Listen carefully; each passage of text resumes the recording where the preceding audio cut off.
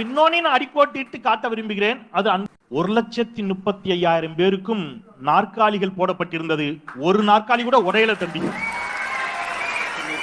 இப்பொழுதுதான் 1,35,000 இளைஞர்கள் திரண்டார்கள். ஒரே இருக்கை தான் போட்டோம், எல்லாருக்கும் ஒரு இருக்கை போட்டோம், இருக்கை உடையவே இல்லை என்றீர்கள். ஆனால் வாழைத்தார்கள் பீய்ந்து தொங்கிய காட்சி தெரிந்தது. நான் பொய் பேசவில்லை. 70 வருடம் கட்சி நடத்தியவர்கள் வாழைத்தார் பெய்ந்து போகிறது. சேலத்திலே மாநாடு நடத்தினார்கள். உணவு தயாரிக்கிற இடத்திலே உள்ளே ஓடி போனதிலே ஒருவர் குண்டாவை தூக்கி கொண்டு ஓடினார், ஒருவர் கரண்டியை தூக்கி கொண்டு ஓடினார், ஒருவர் எல்லாம் நடந்ததா இல்லையா? 70 ஆண்டு காலம் நடந்த இந்த ஆட்சி கட்சி நடத்திய பிறகும் கூட இந்த அளவுக்குத்தான் இளைஞர்களை வைத்திருக்க முடியும் என்றால் இன்றைக்கு வந்திருக்கிற விஜயை அதில் குறை சொல்லி பயனில்லை. அப்ப திமுக, நான் அவர்களுக்கு சொல்லுகிறேன், ஜென்சிக்கு திமுக காட்டுகிற வழி என்ன?